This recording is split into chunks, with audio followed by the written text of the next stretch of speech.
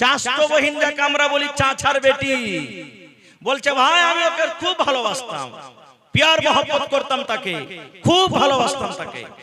এবার আমার ভালোবাসার কারণে এতখানি ভালোবাসা হয়ে গেল যে আমার মন একবার জাগলো, আমার মনের আকাঙ্ক্ষা উঠলো যে আমি একবার তার সাথে জিনা ব্যভিচার করব, মনের আকাঙ্ক্ষা আশাটা পুরা করব, এতখানি পর্যন্ত পৌঁছে গেলাম। কিন্তু আমার কাকাইতো বোন রাজি হয় না, আমার কথা শুনে না। একদিনকার ঘটনা, আমার কাকাইতো বোন আমার কাছে এসেছে, আসার পর বলছে ভাই রে কিছু টাকার দরকার আছে, ভাই টাকা দাও, খুবই দরকার আছে, টাকা না নিতে গেলেই হবে না। কিন্তু লোকটা বলছেন গর্ততে পড়ে, ভাই আমি কিন্তু সুযোগ পেয়ে নিলাম যে এই তালি তাল, ঠিক আছে তোকে টাকা দিব, কিন্তু একটা শর্ত আছে। বলছে কি? বলছে একবার তোকে আমার পাঞ্জরে থাকতে হবে, আমার কথা মানতে হবে। আমার কাকাইতো বোনের কাছে এমনই মজবুরি যে আমার কথাতে রাজি হয়ে গেল, কারণ তার টাকার দরকার আছে, রাজি হয়ে গেল, কথাবার্তা ফিট হয়ে গেল, অমুক দিন অমুক টাইম অমুক জায়গাতে আমাদের দুইজনের মিলন হবে। ওরে সুবহানাল্লাহ, দয়ার নবী বলেছেন ওই লোকটা গর্তে বসে বসে দুজন বন্ধুর সামনে নিজের ইতিহাস, নিজের ঘটনা বয়ান করেছেন। ভাই রে আমার কাকাতো বোনকে যেটা টাইম দেওয়া ছিল, সময় দেওয়া গেছিল, ওই টাইম হিসাবে আমার কাকাতো বোন হাজির হয়ে গেল, আমিও তাকে হাজির হয়ে গেলাম, ওই জায়গাতে দুইজন হয়ে গেলাম। এবার কথাবার্তা মতো আমরা দুইজন নিজের কাজে আমরা এগিয়ে গেলাম, কত কাছে হয়ে গেলাম। সুবহানাল্লাহ, আমার উলামায়ে কেরাম বসে আছেন, জিজ্ঞাসা করবেন। আল্লাহ রাসূল বলেছেন যেমন স্বামী স্ত্রীতে মিলন করে, পুরুষের দুটা পা, পুরুষের দুটা জাং, আর নারীর দুটা দাং, নারীর স্ত্রীর দুটা জাং, চার জাং যখন কাছে হয়ে যায়, এই চার যখন জাং, চারটা রান যখন এক জায়গাতে হয়, স্বামী স্ত্রী কতখানি কাছে হয় বুঝতে পারছেন। আল্লাহ রাসূল বলেছেন, ওই লোকটা বলছেন ভাই রে আমার কাকাতো বোনের সাথে আমি মিলন করার জন্য এত কাছে হয়ে গেলাম, এত কাছে হয়ে গেলাম, আমার দুটা জাং, আমার কাকাতো বোনের দুটা জাং, চার জাং কিন্তু এক জায়গাতে হয়ে গেল।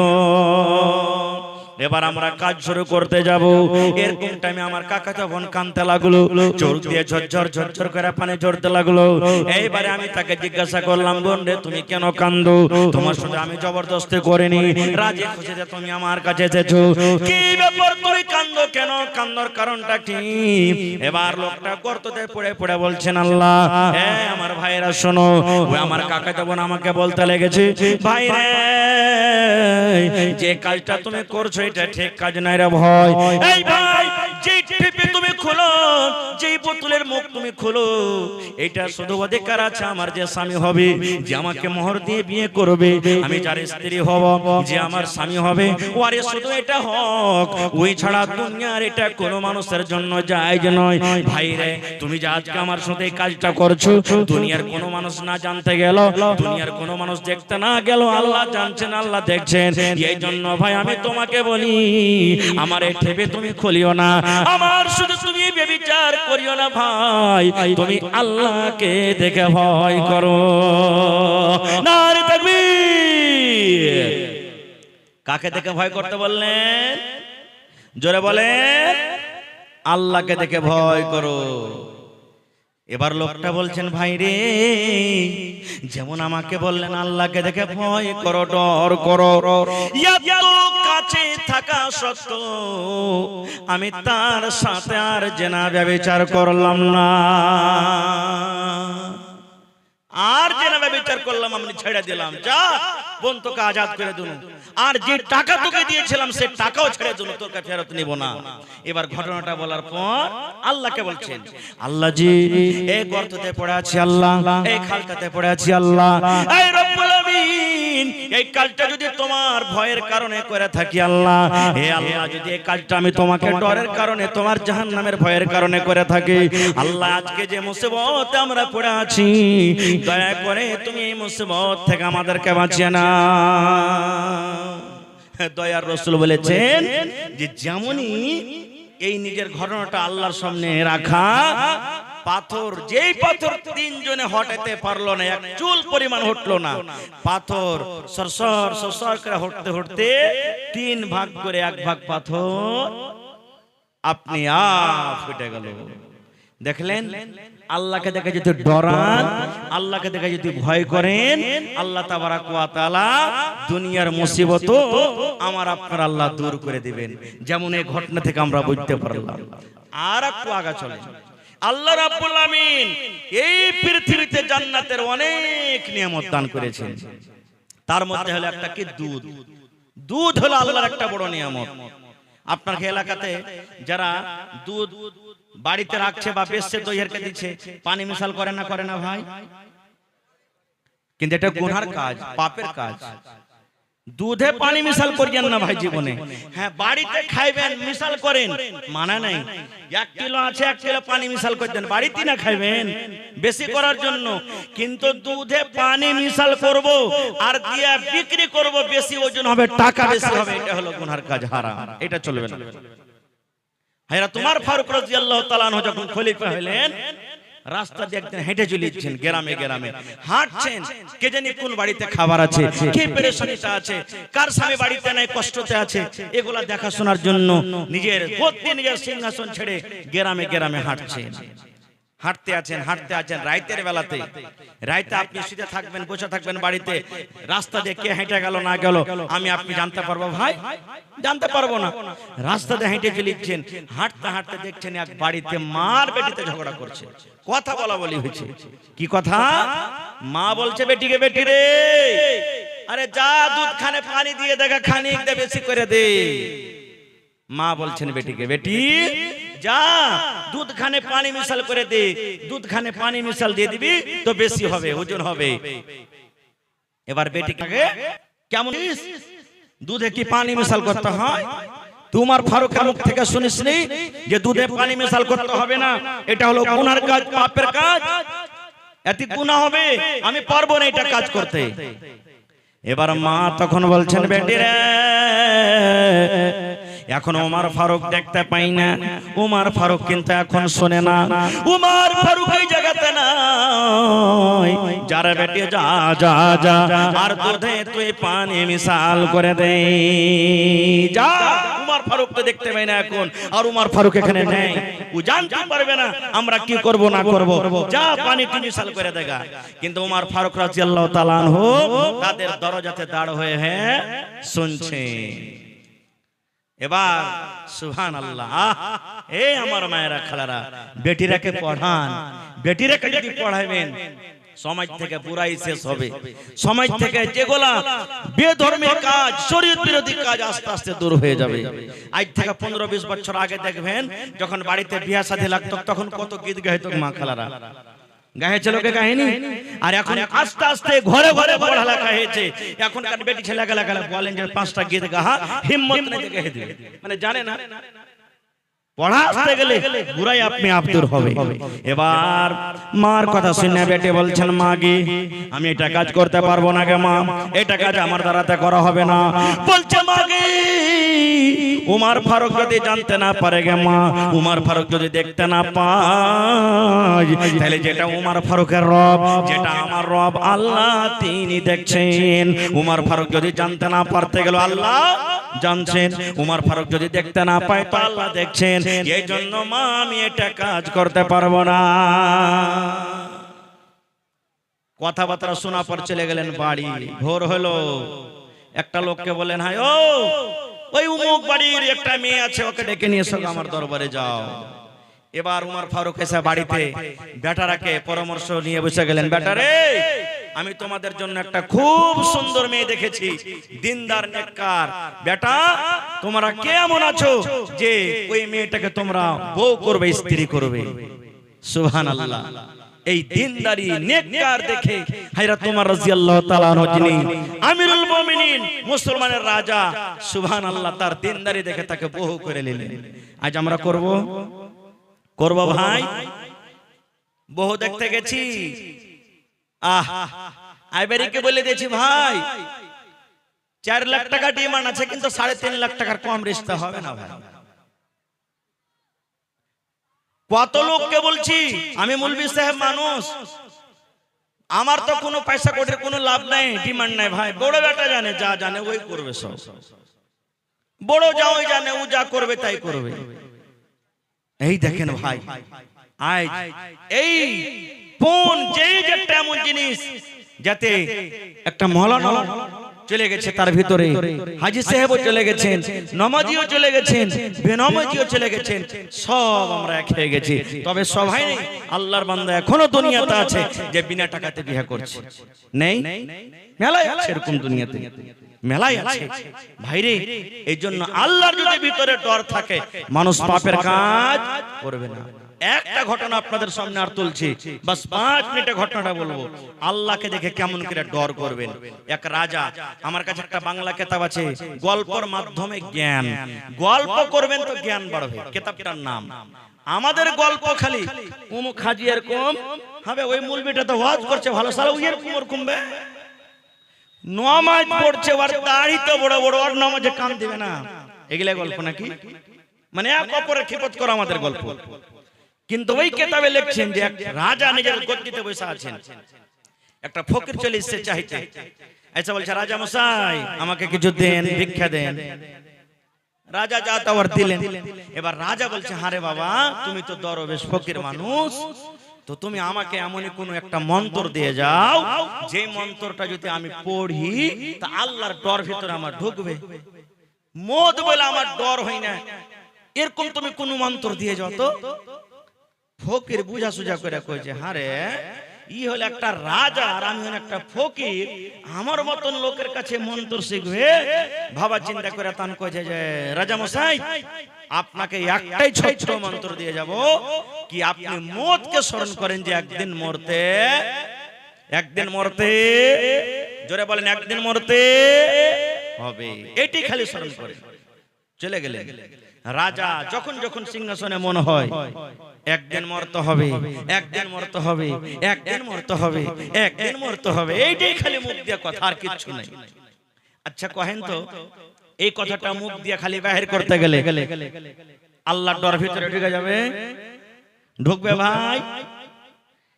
কয়েকদিন হয়ে গেল, রাজার মধ্যে কোনো বদলাও পরিবর্তন আসে না। রাজা রাগ করে বলছেন সিপাহীকে, বেটাকে ধরে নিয়ে যেখানে পাবে ওকে ফাঁসি দেবো। এত বড় আমাকে মন্ত্র দেয়া গেল, এত কষ্ট করে মন্ত্র পড়েছি, আমার ভিতরে আল্লাহর ডর আছে না, ভয় আছে না, এই বেটাকে ধরে কোন দিক থেকে আছে। এই করতে করতে করতে হঠাৎ করে আবার ওই ফকির কিন্তু ওই দরবারে চাইতে চলে এসেছে। বাদশা চিনে নিয়েছে, এই তো একটা ধর, জেল ঘরে বন্ধ কর, কালকে বেলা 7টার সময় থেকে ফাঁসি হবে। এলান হয়ে গেল, রাজা এলান করে দিলেন, এলান হয়ে গেল। আপনারা বলেন, মানুষকে যখন মারা হয়, মরবে মানুষ, ওর আখরি খায়েশ, আখরি আকাঙ্ক্ষা, শেষ আকাঙ্ক্ষা জিজ্ঞাসা করা হয় না, হয় না? হয়। তাকে ডাকা হলো, তার স্ত্রী এসে রাজার পা ধরে নিয়েছে, যে রাজা মশাই আমি গরিব মানুষ, আমার স্বামী ভিক্ষা করে আমরা খেতে পাই, দয়া করে মাফ করে দেন, তার দ্বারাতে ভুল হয়ে গেছে। বলছে না, একে ফাঁসি হবে তো হবে, ফাঁসি হবে তো হবে। এবার রাজা বলছে, তোর যদি জীবনের আখরি শেষ কোনো আকাঙ্ক্ষা থাকে তো বল, ওইটা পূর্ণ করা হবে, আর কালকে সকাল 8টার সময় তোকে 7টার সময় ফাঁসিতে হবে। এবার দেখেন দরবেশের আকাঙ্ক্ষা। এবার দরবেশ বলছেন, ও জাহাপানা রাজা মশাই শোনেন, কালকে সকাল আপনি আমাকে ফাঁসি দিয়ে দিবেন, আমি মরে যাব, দুনিয়া থেকে চলে যাব। কিন্তু রাজা মশাই আজকে বেলা 12টা বাজছে, এই 12টা থেকে নিয়ে কালকে সকাল 7টা পর্যন্ত আপনার এই গদিতে আমি বসবো, আমি রাজা হব, আর আমার মতন আপনাকে ফকির হইতে হবে। এটা আমার আখরি খায়েশ, যে আমি 12টা দিন থেকে নিয়ে সকাল 7টা পর্যন্ত আমি আপনার এই সিংহাসনে বসবো, এই তাজ আমি পরবো, আর আমার মতন আপনাকে সাধারণ ফকির হতে হবে। বলছেন না, এটা করা হবে না। বলছেন আপনি ওয়াদা করেছেন যে তোর আখেরি খায়েশ পুরা করা হবে, আপনাকে এটা পুরা করতে হবে। কি করবে? লে বেটা ফকির যা। রাজার তো আরো পারা গরম হয়ে গেল, হ্যাঁ, যে তুই রাজা হবি, আমাকে ফকির করবি, ঠিক আছে 7টা পর্যন্তই না, ঠিক আছে বেটা লে তুই গদিতে বস। যেমনই গদিতে বসলেন, রাজা হলো কি ফকির, আর একটা ফকির হলো কে রাজা। যেমনই সিংহাসনে বসলেন, পট করে একটা উজিরকে বলছেন, এই দুনিয়াতে ঢোল পিটা দাও, যাও দুনিয়াতে কোন গ্রামে এমন একটা 18-20 বছরকার একটা যুবতী সুন্দর মেয়ে ছেলে, যার রূপের কোনো কমি নাই, ওকে ধরে নিয়ে এসো, ধরে নিয়ে এসো, ওকে যাও। চলে গেল একটা সুন্দর মেয়ে ছেলে। আপনারা জালসা করেছেন, জিলাপিওয়ালা এসেছে, পাঁপড়ওয়ালা এসেছে, আইসক্রিমওয়ালা এসেছে, আচ্ছা জানা সেরি এরকমই ঘটনা ঘটেছে। কত লোক কত কি বিক্রি করতে এসেছে, আর একটা লোক মুখ ফালি চিনিয়া বাদাম বিক্রি করতে এসেছে। ভাই ট্রেনে দেখবেন যারা দিল্লি সফর করেছেন, চিনিয়া বাদাম বেচবো তো আধখানি মুখ দিয়ে কথা কইবে, আধ করে চিনিয়া বাদাম টাইম পাস বলে না। হ্যাঁ, ও এরকম করতে করতে মজলিস হাজির হয়ে গেছে। এবার ওই নতুন রাজা যে ফকির বলছে একটা উজির, এই বেটাকে ধরো, একে জেলে বন্ধ করো, কালকে 6টার সময় একটা ফাঁসি হবে। আমার এটা আদেশ, আমাকে 7টা হবে, একে কাটাতে হবে, 6টা হবে। যাও ধরো, একে জেলে বন্ধ করো। ওই কটকটিওয়ালা মুখ ফালিওয়ালার স্ত্রী এসে পা হাতলে পড়ে গেছে, জাহাপানা মাফ করে দেন, আমি গরিব মানুষ, মাফ করে দেন। বলছে না, একে 6টার সময় ফাঁসি দেওয়া হবে। জেলে বন্ধ হয়ে গেল, সন্ধ্যা হয়ে গেল।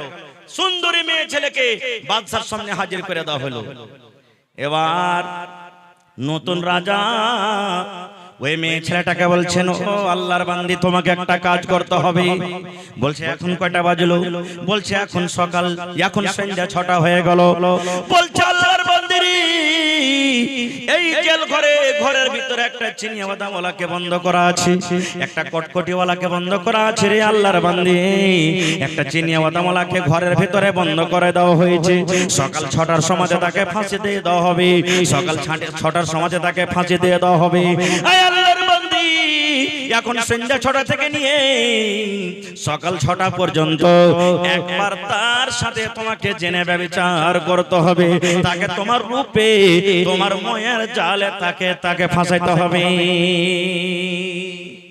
যাও ওই ঘরের ভিতরে তুমি চলে যাও, যত টাকার দরকার তোমাকে টাকা দেওয়া হবে, কিন্তু তোমার রূপে একবার তাকে নিয়ে আসতে হবে, তোমার জালে তাকে একবার ফাঁসাইতে হবে।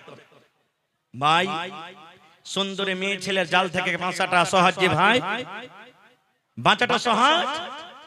সুবহানাল্লাহ, ইমাম ডগমগি যাবে ভাই, হবে না? ইমাম ডগমগি যাবে, সুবহানাল্লাহ। এবারে পাঠিয়ে দিলেন ঘরে কটকটিওয়ালা, কেহ নাই, অন্য মানুষ। আরে মেয়ে ছেলেটাকে সুন্দর ভালো কাপড় পিন্দে ঘরের ভিতরে ঢুকিয়ে দিলে, আর রাজা বলে দিলেন, হে আল্লাহর বান্দি, যত টাকার তোমার দরকার সকালে তোমাকে মোহমাঙ্গা টাকা দিয়ে দিব, কিন্তু একটা কাজ তোমাকে করতে হবে, কি যে এই সন্ধ্যা 6টা থেকে নিয়ে সকাল 6টা পর্যন্ত একবার তোমাকে নিজের জালে তাকে নিয়ে আসতে হবে। মেয়ে ছেলেটা হাসছে, বলছে আল্লাহ যত আমাকে রূপ দিয়েছে, 1 সেকেন্ডের কাজ এটা, আমার 1 মিনিটের কাজ। যে ঠিক আছে যাও। তারা দুজন চলে গেল। এবার নতুন রাজা পুরাতন রাজাকে বলছে, রাজা মশাই, আজ আপনাকে বিছানা শুতে দেব না, চলেন আমার সাথে। বলছে কোথায়? বলছে আমরা ওই ঘরের ভিতরে একটা জানালা আছে, একটা সুন্দর একটা ছেত্র আছে ছোট্ট করে, ওই ছেত্র দিয়ে আমরা দেখবো যে তারা দুইজন ঘরের ভিতরে কি করছে। হ্যাঁ, পুরাতন রাজা বলছেন, আল্লাহ তোর চক্করে পড়ে কি ভেজাল লাগলো, ঠিক আছে চল। চলে গেল। ওরা কিন্তু দুজন জানে না ঘরের ভিতর থেকে যে দুইজন রাজা আমাদেরকে দেখছে। এবার ওই মহিলা, ওই বেটি ছেলেটা, এবার ওই ছেলেটাকে বলছে, রে চিনিয়া বাদামওয়ালা, এই কটকটিওয়ালা, আমি একটা সুন্দর মহিলা, সুন্দর বেটি ছেলে, আয় তুই আমার কাছে একবার আয়, আমার কাছে তুই আয়, আমার সাথটা তুই নিয়ে নে, আমার কাছে থেকে তোর মনের আকাঙ্ক্ষাটাকে একটা পূর্ণ করে নে। এবার চিনিয়া বাদামওয়ালা বলছেন, না না না না না না, আমি এটা কাজ করতে পারবো না, আমি তোমার সাথে যাব না, আমি তোমার কথা শুনবো না। এই করে করে রাত 2টা হয়ে গেল, 3টা হয়ে গেল, ফজরের আযান হয়ে গেল, আসসালাতু খায়রুম মিনান নাওম, ফজরের আযান হইতে লেগেছে। এবার ওই মেয়ে ছেলে বলছে, চিনিয়া বাদামওয়ালা রে, সকাল 6টাতে তোকে ফাঁসি হয়ে যাবে, জীবনের সাজটা তুই একবার নিয়ে আলে রে, আমি একটা কে জিনিস, আমি একটা কেমন মাল, আয় তুই আমার কাছে আয়, একবার সামান্য জেনা করে নে, আর তুই জীবনে কোনোদিন স্ত্রীর মুখ দেখতে পাবি না, স্ত্রীর কাছে থাকতে পাবি না, আয় আয় আয়, শেষ দেখা আমার কাছে তুই করে নে। এরকম ভাবে কান্নাকাটা করে, কিন্তু ওই লোকটা চিনিয়া বাদামওয়ালার চোখ দিয়ে ঝরঝর ঝরঝর করে পানি ঝরার বলে, আল্লাহর বান্দে রে, তুমি আমার কাছ থেকে দূরে থাকো, দূরে থাকো, কারণ তোমার সাথে আমি এই পাপ করতে পারবো না। আর নতুন রাজা, পুরাতন রাজা গোটা রাত কেটে গেল, তারা ওই সুরাগ দিয়ে, ছিদ্র দিয়ে তারা কিন্তু দেখে। এই করতে করতে যখন সকাল 6টা হইতে লাগলো, ওই টাইমখানে তখন মেয়ে ছেলেটা বলছে, আল্লাহর বান্দা, গোটা রাত কেটে গেল, তুমি আমার সাথে একবারও কেনে এলে না, আমি কেমন জিনিস তুমি আমাকে দেখলে না। এবার চিনিয়ে ওদের বলা বলছি, এরে আল্লাহর বান্দি, জীবনে কত গুনাহ করেছি, পাপ করেছি, আমার সামনে মত হাজির হয়ে গেছে, আমার সামনে মত খাড়া হয়ে আছে, আমাকে সকাল 6টার সময়তে ফাঁসি হয়ে যাবে। আজকে রাতের বেলাতে তোমার সাথে যদি আমি জেনা ব্যভিচার করি, আমি গুনার হালাতে যদি আল্লাহর দরবারে চলে যাই, আল্লাহ আমাকে জিজ্ঞাসা করবে, বান্দারে, জীবনে তুমি কোনোদিন নেকির আমল করনি, নেক কাজ করনি, গুনাতে তুমি ডুবে থেকেছো, আর মরার টাইমে মত তোমার সামনে আছে, তবে একটা গুনাহ থেকে তুমি বাঁচতে পারলে না। না না, আমি এটা কাজ করব না, আমি জীবনে কত গুনাহ করেছি, কি করেছি আল্লাহ জানে, আমি আল্লাহর কাছে মাপ চাই, আর আমি মতকে সামনে দেখে আল্লাহর ডরে, আল্লাহর ভয়ে তোমার সাথে আমি জেনা ব্যভিচার করতে পারবো না। রাত কেটে গেল, 6টা হয়ে গেল। এবার নতুন রাজা বলছেন পুরাতন রাজাকে, রাজা মশাই, সিপাহী একটা পাঠিয়ে দেন আর বলেন যে তারাকে আজাদ করে দেওয়া হবে, আর ফাঁসি দেওয়া হবে না। এবার ঠিক 7টা যখন বাঁচলো, ওই ফকির নিজের তাজ, নিজের সিংহাসন পুরাতন রাজার মাথাতে দিয়ে ওকে হাত কান ধরে গজিতে বসে বলছেন, মহারাজ, আমার টাইম 7টা হয়ে গেছে, আপনি এখন আমাকে ফাঁসি দিয়ে দেন, আপনাকে হার রুখবো না। যেমন কথাটা বলা, পুরাতন রাজার চোখ দিয়ে ঝরঝর ঝরঝর করে পানি ঝরতে লাগলো। এবার পুরাতন রাজা বলছেন, এরা দরবেশ, তুই এরকম করে আমাকে বুঝাবি, আমি জীবনে কোনোদিন ভাবতে পারিনি রে, ভাবতে পারিনি। তুই যে আমাকে মত বলে ডরাইতে হবে, মতকে স্মরণ করতে হবে, একদিন মরতে হবে, এই মন্ত্র দিয়ে গেলি, কিন্তু কেমন করে মত দেখে ডরাইতে হবে, কেমন করে মতকে স্মরণ করতে হবে, আল্লাহকে কেমন করে ডরাইতে হবে, আমি চিনিয়া ও দামওয়ালার কাছে আকরাইতে আমি শিখে নিলাম। ভাই আমার, অনেক ঘটনা আছে এরকম। শেষ কথা, শেষ পাইগাম, যে আল্লাহ তাবারাক ওয়া তাআলাকে দেখে ডরাইতে হবে, ভয় করতে হবে, আল্লাহ ছাড়া অন্য কাউকে দেখে ডরাইতে হবে না, ভয় করতে হবে না। আল্লাহকে ডরাবেন, আল্লাহকে দেখে ভয় করবেন, জাহান্নামের ভয় হবে, তাহলে দুনিয়ার পাপ থেকে আমি আপনি দূরে থাকতে পারবো। আর আল্লাহর ডর যদি আমার আপনার ভিতরে না যায়, দুনিয়ার কোনো পাপ থেকে আমরা বাঁচতে পারবো না। খুব ভাই, অনেক আপনারা দান করেছেন, আলহামদুলিল্লাহ। মসজিদটা কার ঘর? আর আমরা কার বান্দা? আল্লাহর বান্দা। মসজিদও আল্লাহর ঘর, সুবহানাল্লাহ। দুনিয়াতে যত বড় বড় বিল্ডিং বানান, মানা নাই, কিন্তু এই বিল্ডিং এর এলান নবী করেননি। 1400 বছর আগে নবী এলান করে দিয়েছেন, মান বানা লিল্লাহি মসজিদান বানাল্লাহু লাহু বাইতান ফিল জান্নাহ। এই ইমানদার বান্দা বান্দীরা, তোমরা শুনে নাও, আল্লাহকে রাজি করার জন্য, আল্লাহকে খুশি করার জন্য দুনিয়াতে যদি তোমরা আল্লাহর ইবাদতখানা মসজিদ বানিয়ে দাও, আল্লাহ রাব্বুল আলামিন তোমাদের জন্য জান্নাতের ভিতরে এখন ঘর বানিয়ে দেবেন। দুনিয়াতে মসজিদ বানাবেন, আল্লাহ আখিরাতে আপনার জন্য জান্নাতে ঘর বানিয়ে দিবেন। ভাই মুসলমান, দেখি জান্নাতে ঘর নেওয়ার কার আশা আছে? যদি মানুষ ইচ্ছা করেন, আমি একাই টাইলসে যা টাকা লাগবে আমি দিয়ে দেব, দিয়ে দিতে পারেন। আল্লাহ মানুষকে ক্ষমতা দিয়েছে। মাওলানা, আমরা 4 ভাই মিলে 1 লাখ টাকা টাইলসে লাগবে, আমরা দিয়ে দেব।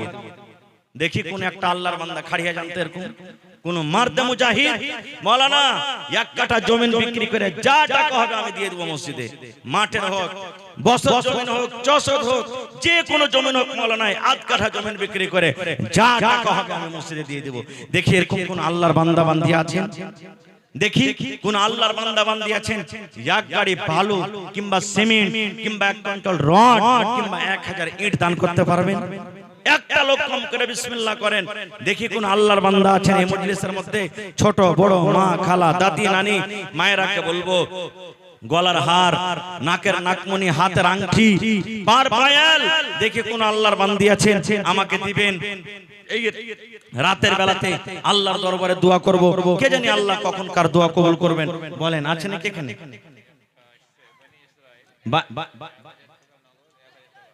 মাশাআল্লাহ বানি ইসরাইল সাহেব 1000 টাকা নগদ আর 1000 টাকা বাকি মাশাআল্লাহ।